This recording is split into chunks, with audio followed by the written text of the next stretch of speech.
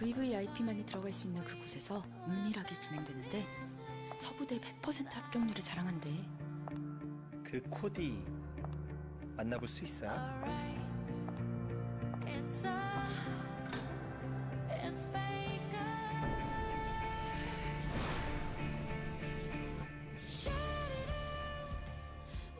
인사드리겠습니다. 크주연입니다.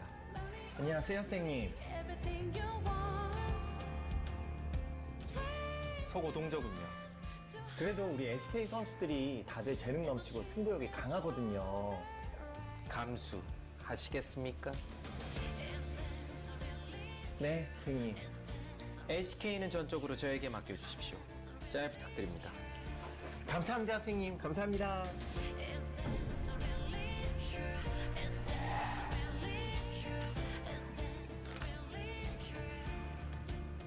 초비가 39킬 1데스 45어시로 KDA 84를 찍었습니다. 대체 왜 1데스를 한 겁니까? 다른 건 문제가 없는데 트와리 죽인 바람에 돌선생, 그 경기 샅샅이 분석해와. 그리고 다음 KD 무조건 올백으로 만들어. 올백. 네, 대표님 머리처럼 올백.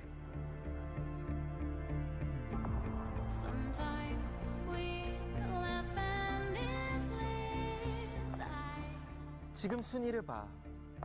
만족하니? 그 지긋지긋한 동쪽을 벗어나는 그 순간만을 생각해. 아는 운영도 의심해. 킹각선, 턴, 나에게 너를 서쪽으로 이끌어줄 사람은 오직 괴라는 나무야.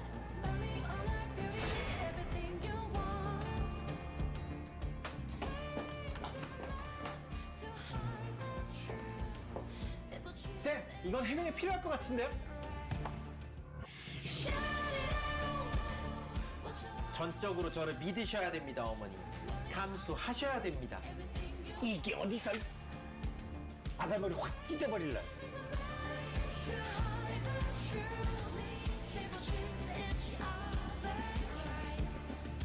너 맞구나, 김동준. 내가 김서준이든 김동준이든 넌 내 밑이야. 어머나, 들었어? 뭘? 미친 여자야. 보라색을 감당하실 수 있겠습니까?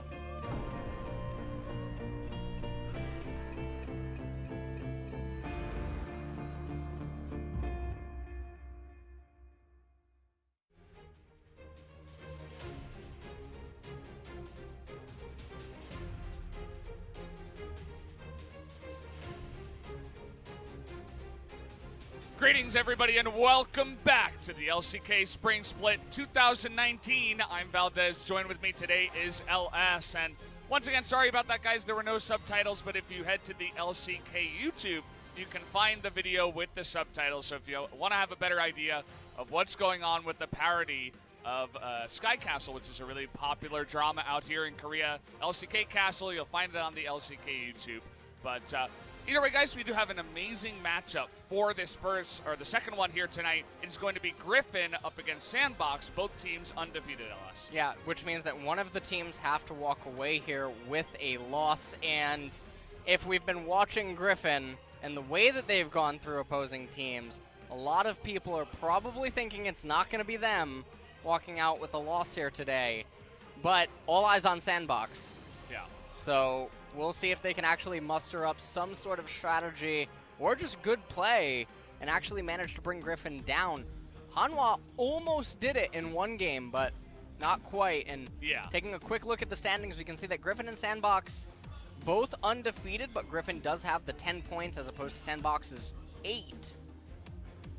And they're looking to change that here today. That's because SANDBOX has lost one game to SKT and one game to Damwon, but they've not lost a single series. So both teams do stand at 5-0. And I like the way you put it too, because everybody's expecting Griffin to show up and just be the gods that they are. But all eyes are on SANDBOX to say, we are actually going to be the first team that steps up to Griffin and puts down the bully of LCK. We are going to get a win and prove everybody wrong that Griffin is actually touchable.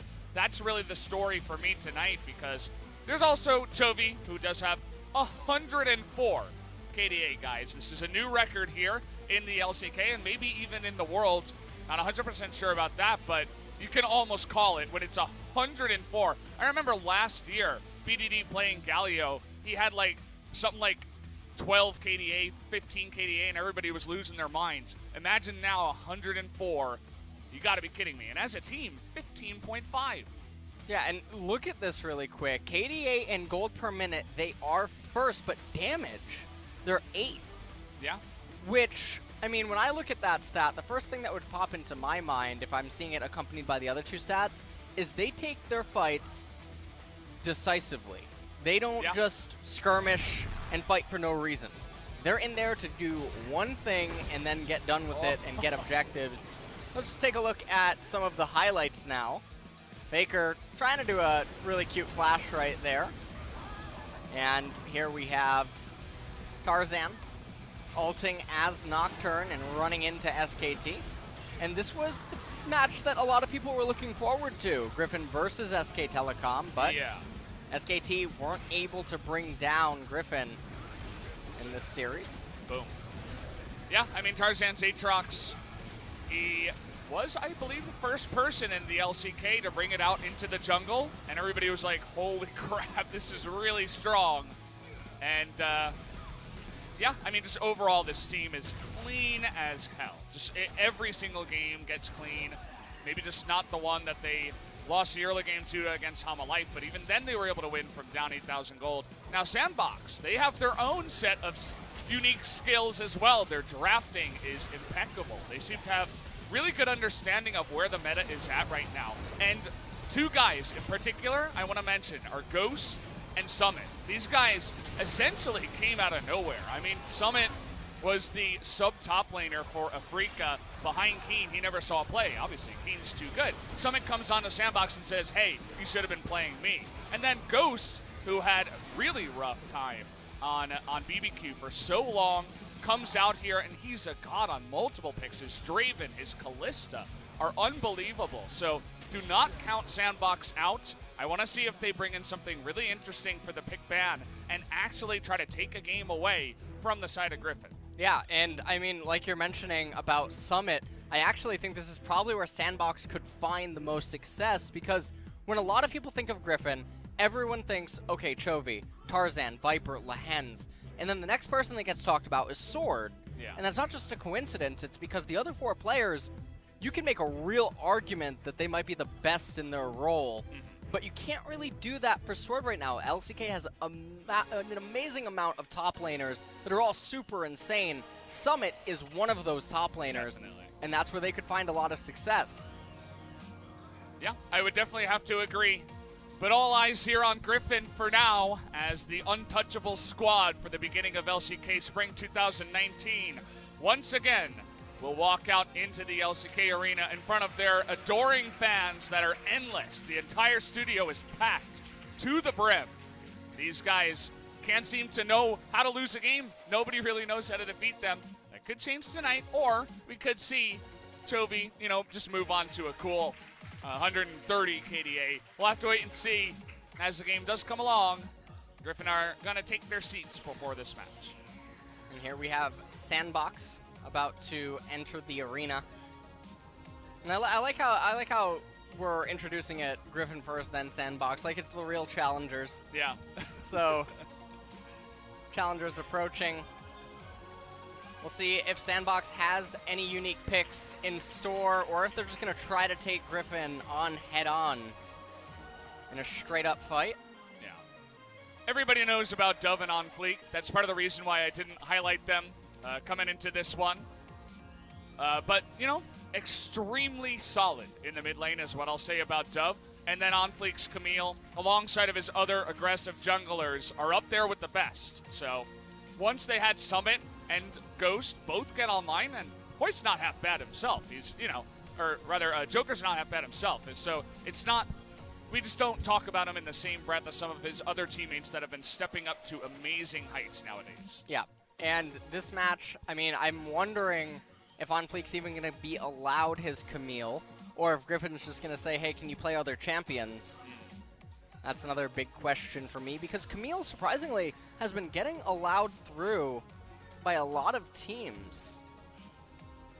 It definitely has been. And you mentioned the Camille. He's untouchable on that one. He's 3-0. But also has been playing more Lee Sin nowadays, as people have been banning out the Camille, just like you are saying, LS. His Lee Sin, though, right now is 3-1, his most played. And, boy, everybody was putting SANDBOX down towards the bottom of the tier list for the LCK. I think I had them at 9th.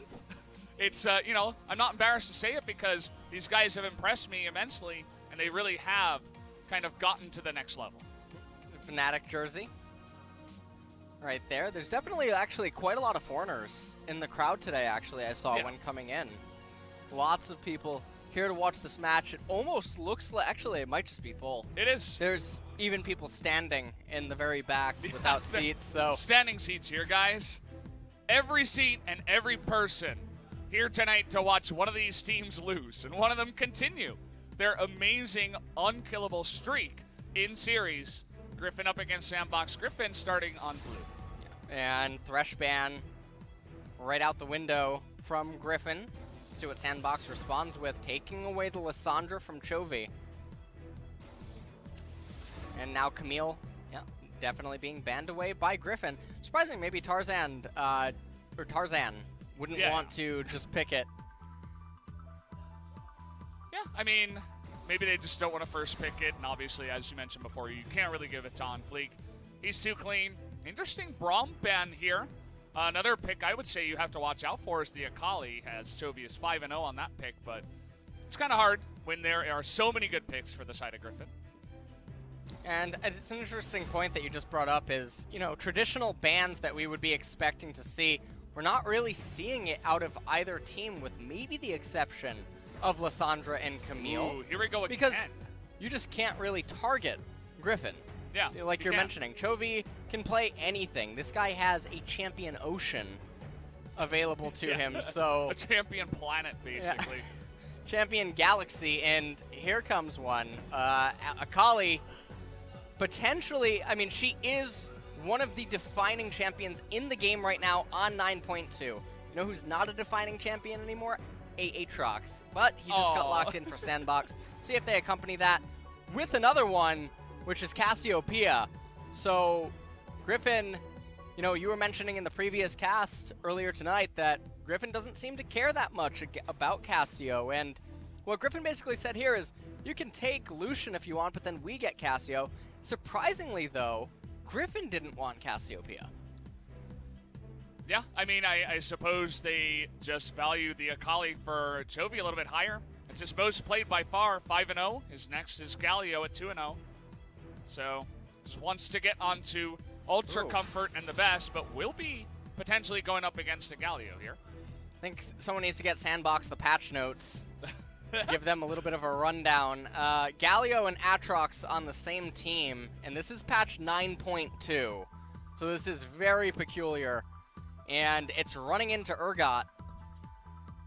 So surprisingly, the still really strong mid lane pick in the Akali, who wasn't hurt as much as some of the other mids, and the super powerful top laner, Urgot, who survived this patch, ends up on Griffin's side, but SANDBOX does get the Cassiopeia.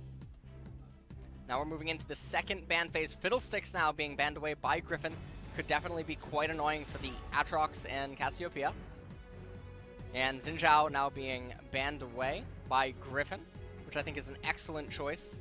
And they have the mixed damage in the bottom lane and the mid lane, whereas the Aatrox is likely going to be fending for himself up in top lane anyway. Yeah. Do you consider banning Lee Sin here as Griffin once again? We were mentioning it before. It's on Fleek's most played. Could consider it. They do want to chop down on Fleek's champion pool. Born. Yeah, they're targeting Lehens here. And take away all the supports away from him, all the weird stuff, all the new stuff. Whatever it is, it's all being taken away. Well, we'll see if they do end up going with a Lee Sin ban. That would leave up Xin Zhao. Or, sorry, Xin Zhao is banned away. That would, well, Nocturne actually banned away as well. Yeah. Lee Sin now going to be Hubbard, and this is just what we were talking about. The interesting thing is they do ban the Nocturne so that there's no synergy there with the Galio to provide for the engages. There's definitely a lot of scary champions on the side of SANDBOX. But as you mentioned, they want to take away synergy with the Nocturne ban, so I do like the idea. Kind of trying to take away from their all-out engage opportunity. But Lee Sin will be in a similar light, and Tarzan thinking about the Zac now. He's hovering it. And this is interesting. This definitely gives them a lot of kill potential up in the top lane with that Urgot blue side Zac, especially if Aatrox is ever pushing him in. Although we don't know yet. Maybe it could be Cassiopeia in top lane and Aatrox goes into mid. Well, that would be a little less likely, and now Shen locked in as the final pick. Now the team composition for Griffin, they don't have a lot of wave clear. They don't have clear access to getting to the backline of SANDBOX outside of a Zac being able to jump in, getting submarined with the Shen, and then Akali trying to dive all the way into it. But generally, you're going to have a reliance on summoners to a degree. You're going to have to play around key cooldowns in order to sort of make that play work. But also, you're going to have the items necessary to make those extremely deep plays. So Griffin's team composition definitely has somewhat of a reliance on Baron in order to truly close out games. Although, if Akali is just super, super fed, things just might not matter. And now for SANDBOX, Gragas definitely going to be able to help with offsetting those type of dive attempts. Yeah, I like the idea. You could have considered some other supports that were available, but there were actually a surprising amount of bans to the support pool in this game. I mean, you take a look at the Thresh on the side of Griffin, and then on the side of SANDBOX, they banned out 4 different supports, so they kind of eventually left themselves with not too many good picks left available, and they do go with the Gragas. So we'll see if that does work out. League of Leshen does come back as well, as we will have Lance hopping back onto Shen. Urgot, Zac, Akali, Lucian, and Shen. Zac's primary goal is to get an acceleration going either up in top lane or mid lane, but he does definitely have potency in bottom, and then they're looking to have an explosive mid game. This team comp slows down greatly after 2 items. And on the flip side, for SANDBOX, Aatrox, Lee Sin, Galio, Cassiopeia, and Gragas definitely have some more tools available to them inside of the Cassio as the game goes longer. But likewise, this team composition also peaks in mid-game. Yeah, very, very true. Well, guys, the moment has come finally. Game number 1 of Griffin versus SANDBOX starts now.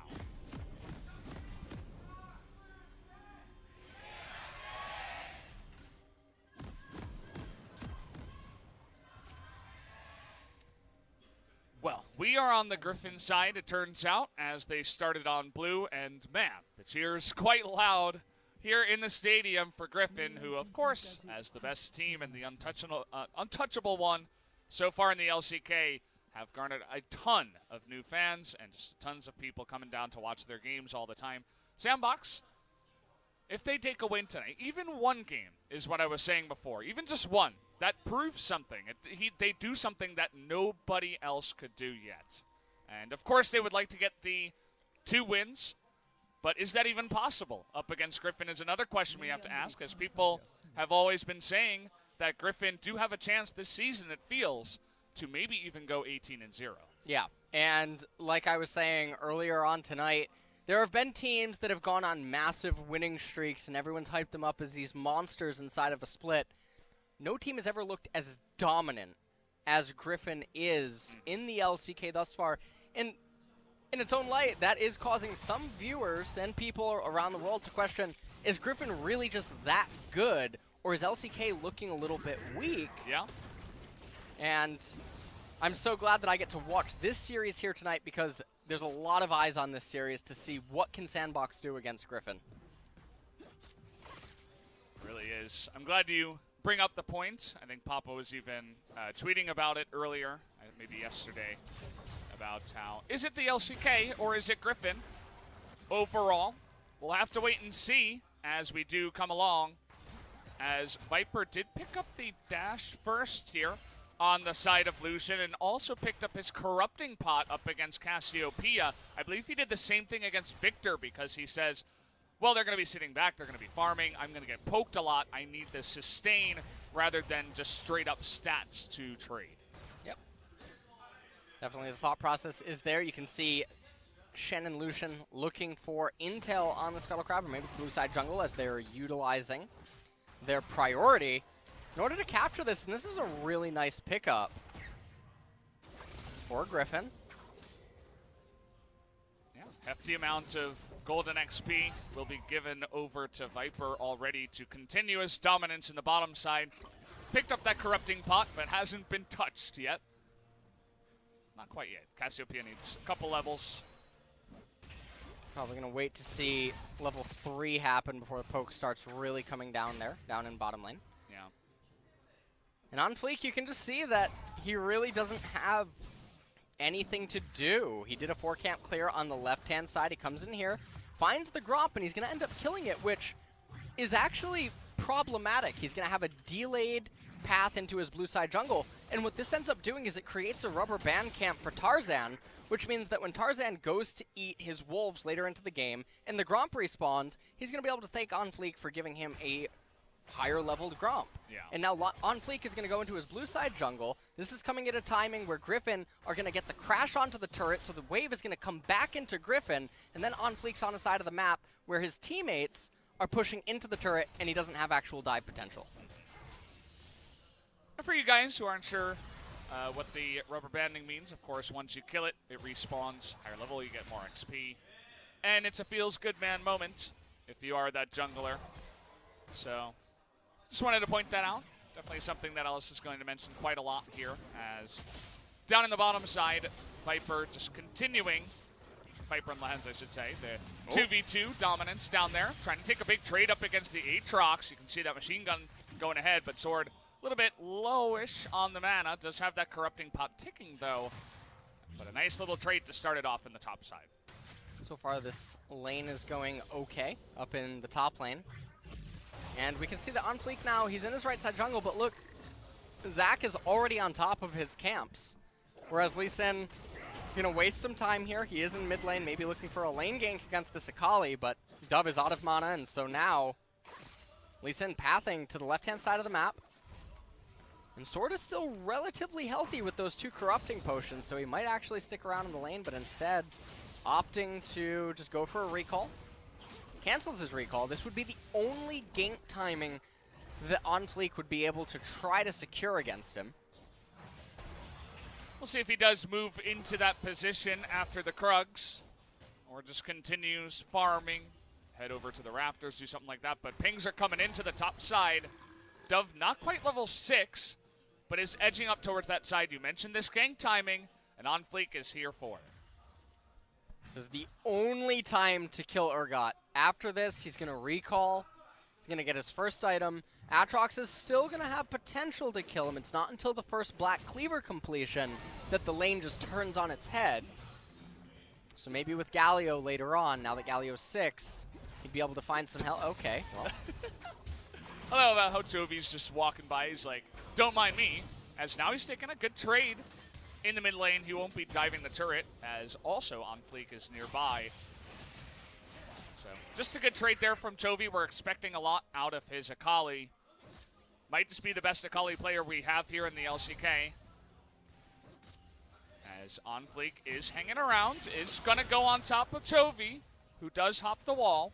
Everybody holding their breath whenever Jovi takes damage or gets near a death or a kill, because his KDA, guys, if you didn't see it, if you live under a rock, it's 104. And 1 death will chop that in half. He'll immediately go to 52 if he doesn't get any kills. Can't have that happen. That's not okay. That's not all right. We need to only increase KDA, not lose it. I gotta curse him. He's gonna die this game. What? What? Why would you do that? I don't. Some people like to see the world burn, you know? Oh, no. He's gonna get a death this game, Brendan. Well, I'm not looking forward to that. Some people are calling for it.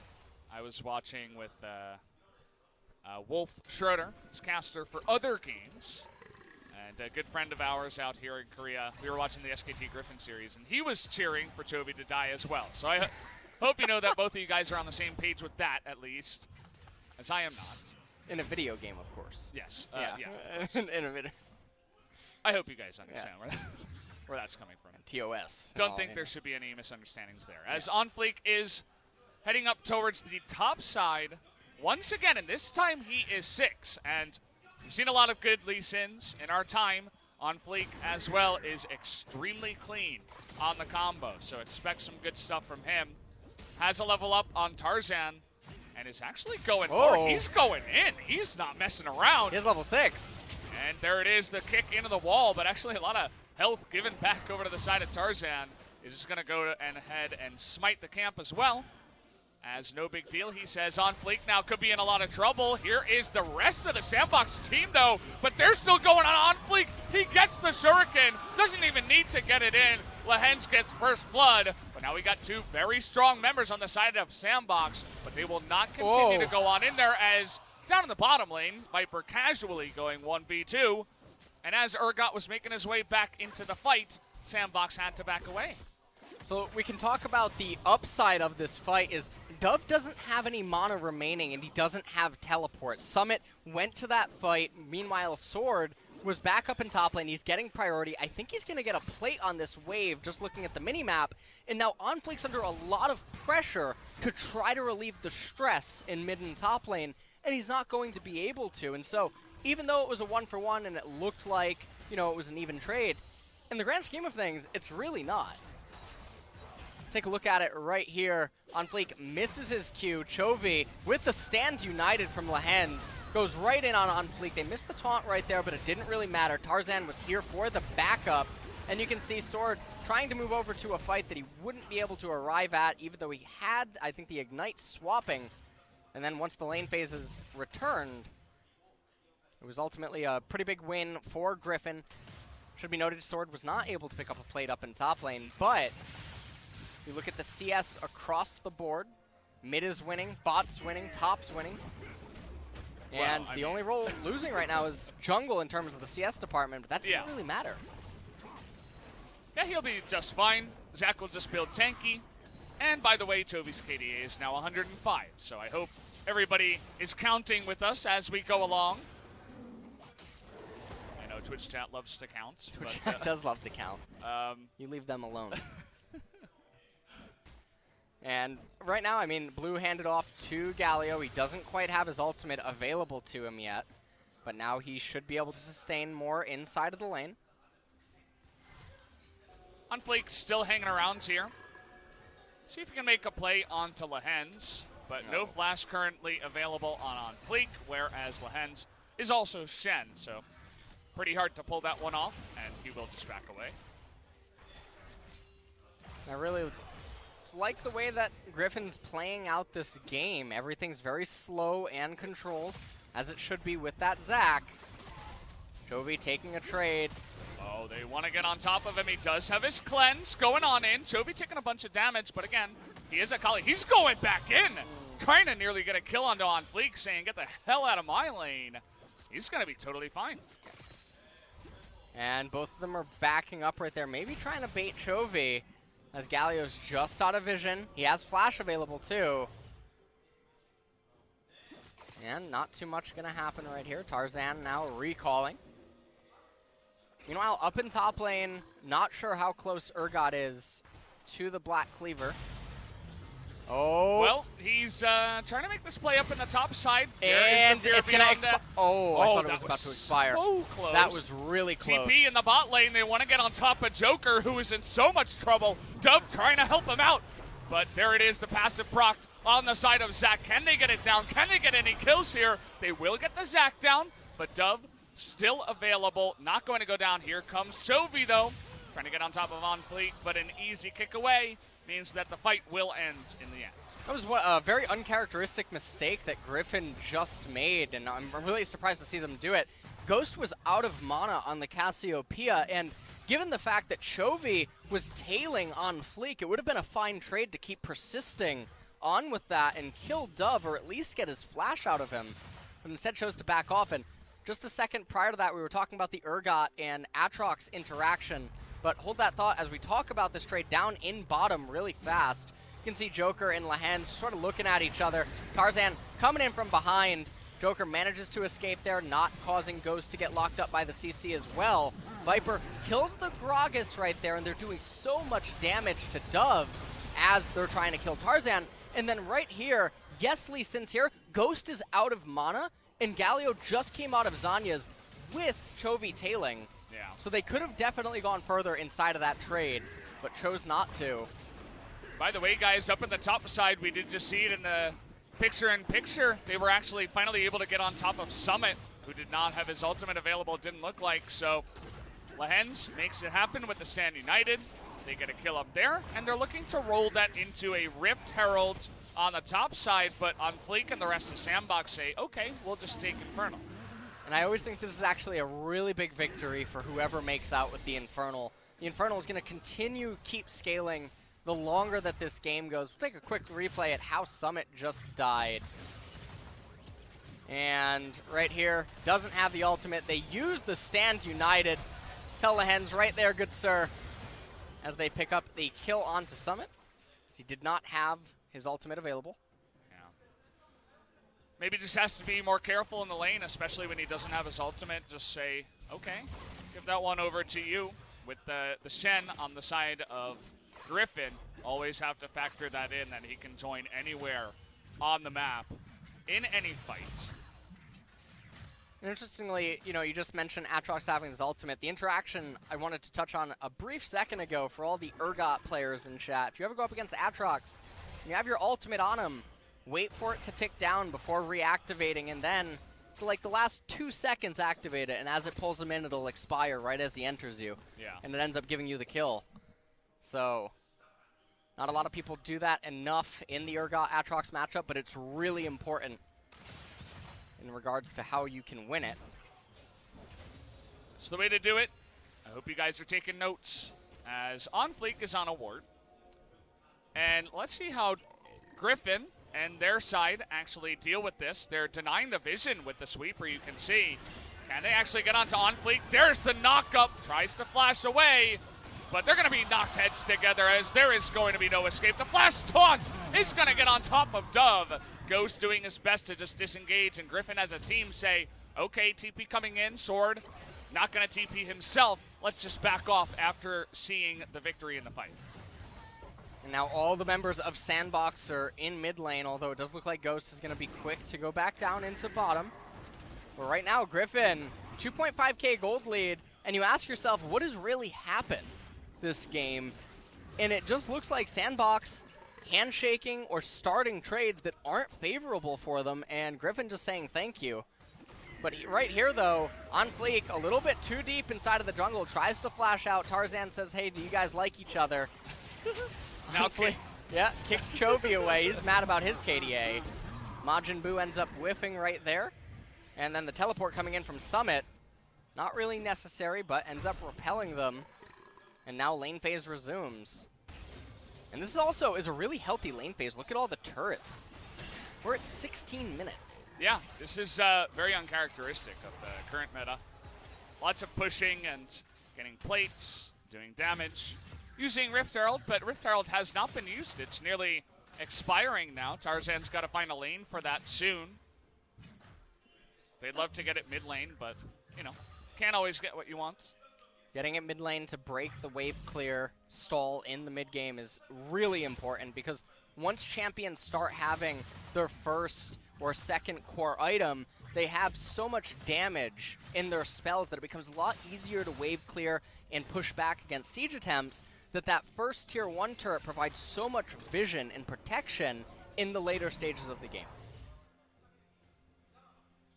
Sword doing a little dance with the wall, as it looked like he wanted to fire over there, as I believe he had vision, but did not end up going for it. By the way, just an update, Chovy at 106 KDA, which means that if he dies, it goes down to 53. So definitely would be interesting if we do have the death in this game. Always something to keep track of as we do go along. But right now, he is a Akali that has Gunblade plus the Orb, the Oblivion Orb. He's going to be doing some sick damage in a bunch of these fights. Just look at the magic resist on Galio right now. It's at 59. Once the Sork boots are completed for Akali, he'll have 33 pen. Galio not going to be having the best of time with that, but other members on SANDBOX they're not going to be as fortunate as Galio. But Akali will be dealing near true damage, like, for instance, Cassiopeia, 34 magic resist. Yeah. Once those Sork Pen boots are completed, Chovy's going to be dealing true damage to Ghost. And that's not what you want. I've, on the ladder, you see this a lot in Korea, I'll pick blind Cassiopeia because she's strong. And people will just counterpick Akali, and they're like, okay. I'm going to have a fun time with you. You try to land a poison, she's so fast. You're really squishy. You miss your ult because she can just dodge it, and then you're kind of crying the entire time. So Chovy going to be having his way with Ghost in this one most likely. We'll have to wait and see if he can get positioning in the backline, which is something you mentioned in the pick ban. And I like what Chovy was just doing right there. He was making Dove have to use his Q in order to get the cannon minion, and that opened Dove up to a susceptible trade due to the distance between him and the cannon minion. Really, really minor, but can end up completely changing certain lane dynamics, depending on how big of a trade it's taken. And let's just point out Chovy's CS right now, 202 at 18 minutes. I mean, I think it's decent. You know. In my games, I get 203. Yeah. He's having a fun time. Nobody can really touch him. I mean, they tried to put pressure onto the Akali, try to gank him before 6. Multiple times did on Fleek go in, but nobody was able to kill him. Not yet. Only one person. The God Killer that is tall is the only person, by the way, who does have the kill on Akali, or rather on Chovy. So if you're wondering who has the power, it's tall. What's the, is it King Arthur? The person that pulls the sword or something? Yeah, that's basically what it, you know. He was able to get that one kill. He was the chosen one to kill him so far. Yeah. But right now in this game, 2K gold, a little bit less actually now than a 2K gold lead. And for Griffin, the first major team fight that's going to have to take place in probably the next 5 minutes or so because the Mountain Drake is coming up. Griffin has to win that one decisively because the tipping point is 2.5 items. That's when Galio and Cassiopeia are going to start to become a little bit more problematic. And the only upside Griffin has going for them is the Akali. She's the standalone champion in that team comp that won't slow down until way later in the game and is constantly a threat to the primary carries on SANDBOX. You're mentioning Cassiopeia. I wanted to point out the build. We did see Archangels a couple of times in our first series, but now we're going back to the Ludens for bot Cassio. In extended trades, especially around Baron, you find that this kind of Cassiopeia that doesn't have the extra mana kind of runs out of mana if it goes too long and you don't have blue buff. So could be hard, especially because they're red side, and getting blue buff means you have to be on the right side of the map and then go over to the Baron. But we'll see how he does deal with his mana issues. And so far, not really sure what to make of a almost 21-minute laning phase here in Griffin versus SANDBOX. I don't think anyone was probably expecting this. Well, especially not given the team comps. The team comps are there, but there it is. It kind of reminds me of Griffin SKT, where kind of nothing happened for so long, and then SKT slowly did nothing and died. Yep. Could see something similar happen here, where, you know, nothing happens for a while, we stay laning for a long time, and then all of a sudden there's a big team fight, Chovy assassinates Ghost, and then they take Baron and win the game. Like, that definitely is a... Can you stop spoiling the script? Oh, yeah. Yeah, all right, turn the page. Sorry. I was on the wrong page, sorry. Sorry about that, guys.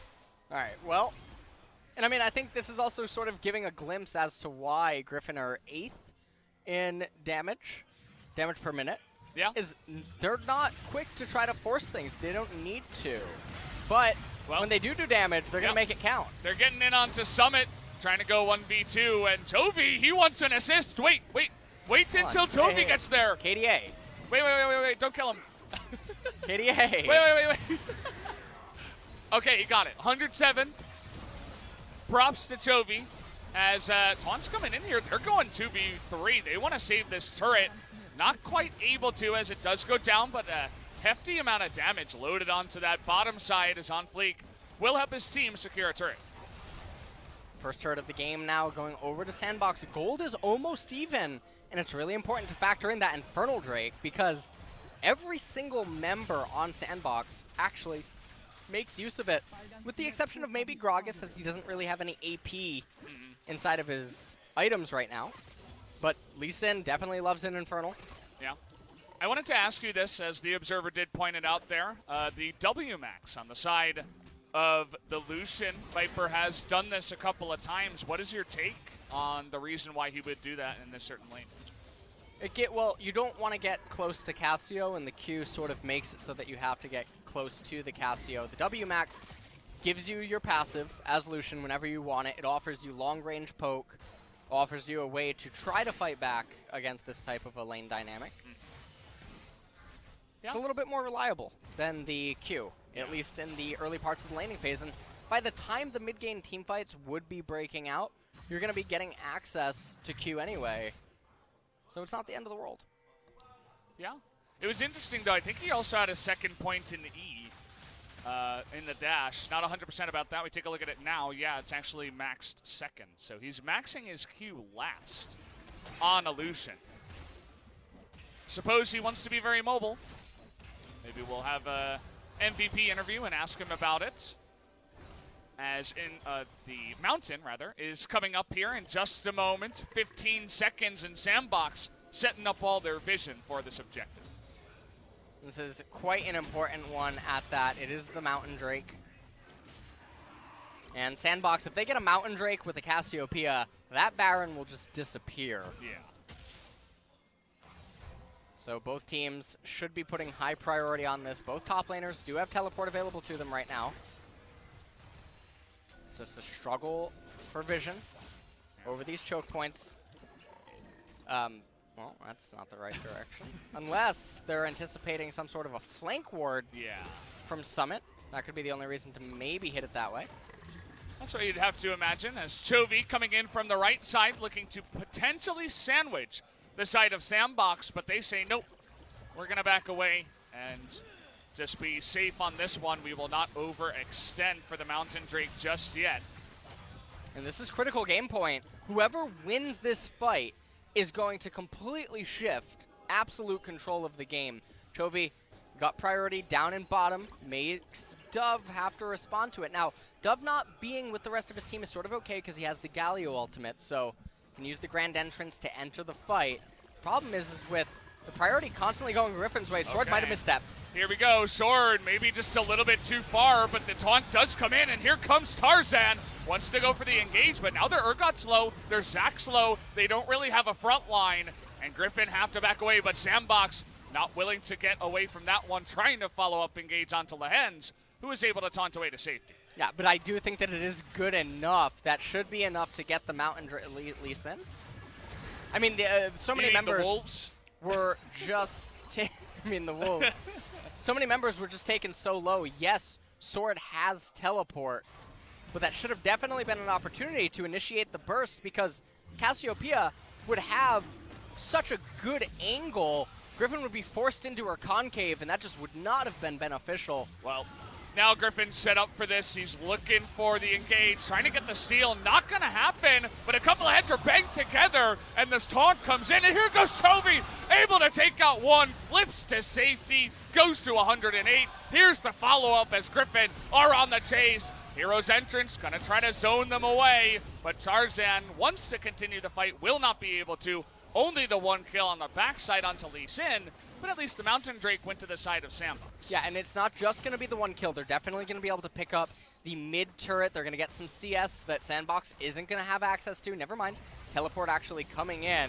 You're not going to be able to hold the turret, not if Viper and Lehens don't want you to. Well, they actually say that, okay, you can hold the turret. I guess they are anticipating that Gragas would almost be there. Yeah. But the turret was just one Lucian passive away from death.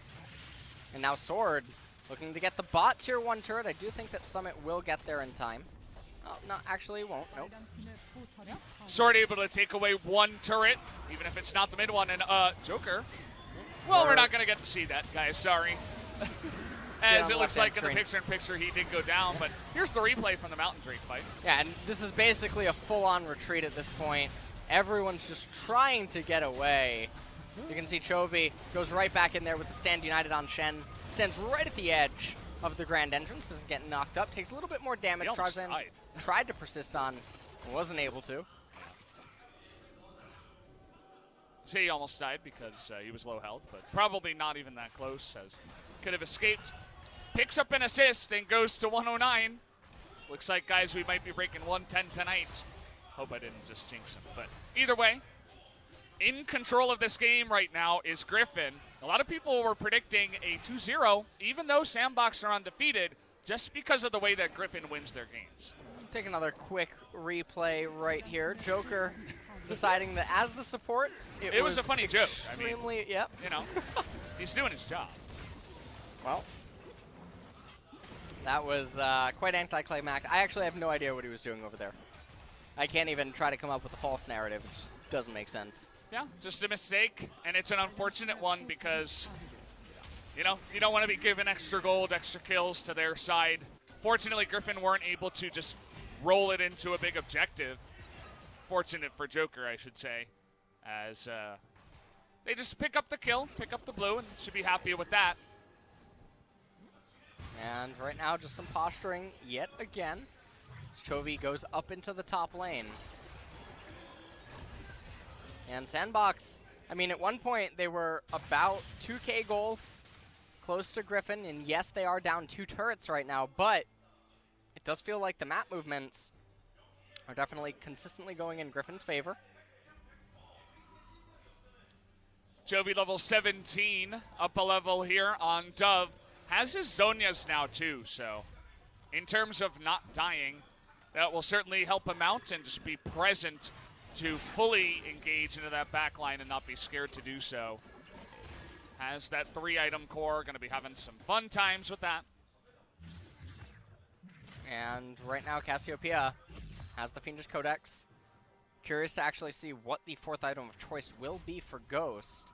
But both of these teams, you would think that they're being ready to fight, but I think that SANDBOX is probably content to just wait for that second Mountain Drake. One Mountain, it's nice. It doesn't dramatically change the speed at which you can raise turrets or capture the Baron. Although, I mean, to a degree it does for SANDBOX due to the uniqueness of their team comp having that Cassiopeia. But 2 is just worlds apart. Suddenly, 1 and 2 champions can accomplish what normally you would expect you'd need 3 or 4 to do. Yeah, they'll be looking towards that objective for sure, coming up in 50 seconds to a theater near you. But everybody on the side of SANDBOX, by the way, one thing I was thinking about, or saw rather, everybody had 2 control wards. Everybody playing that vision game to the best of their ability, really trying to take back their jungle away from the side of Griffin. And 28 seconds, but SANDBOX still, everyone is up in top lane. Important to note, Chovy does not have teleport, although with the amount of AP and AD he has right now, he will shred that top tier 2 turret. Gold lead just keeps increasing. They control basically the entire red side jungle of the side of SANDBOX, so they're very happy to take more of those objectives, more of those camps, more of the wards, and continue to buffer that gold lead that they already do have. Now this Mountain Drake has spawned, but we have a fight in the mid lane as it looks like Shen. Lehens here in a bit of trouble. Fantastic cast, but Lehens is gonna live. Oh, no, never mind. What? The Arcane Comet says hello. As, okay, on Fleek, you went way too deep in that one. Chovy trying to get 2v1'd on that side, but he's being just fine on the right side as well. They're going to get the Fear Beyond Death. Chovy picks up another kill as well. It is utter domination to the side of Griffin, as they're going to take out everybody on the back of this one. Chovy, nearly died on that one. He's going to stick around, though, as they pick up their 4th kill in a row and may move to the Baron. Definitely not playing for KDA at all with some of these actions, as it looked like that was going to start off okay for SANDBOX. Lehens went down, but it was all just a long, cruel ploy, as now Griffin able to turn that fight on its head. They're going to convert this into Baron, and with that, I don't know if SANDBOX is going to be able to hold on to the next siege push that's going to come in the next minute. Taking a quick look at the replay, we can just see how this all unfolded. Ooh. You can see, well, that was Definitely a little bit of a bobble back and forth, and that beautiful cask by Joker, able to separate Tarzan and Lahens, knock him back into the team.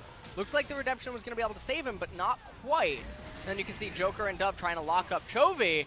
But what that meant is that Unflake was just a little bit too far forward. Ghost out of mana, not able to do anything here. Yeah.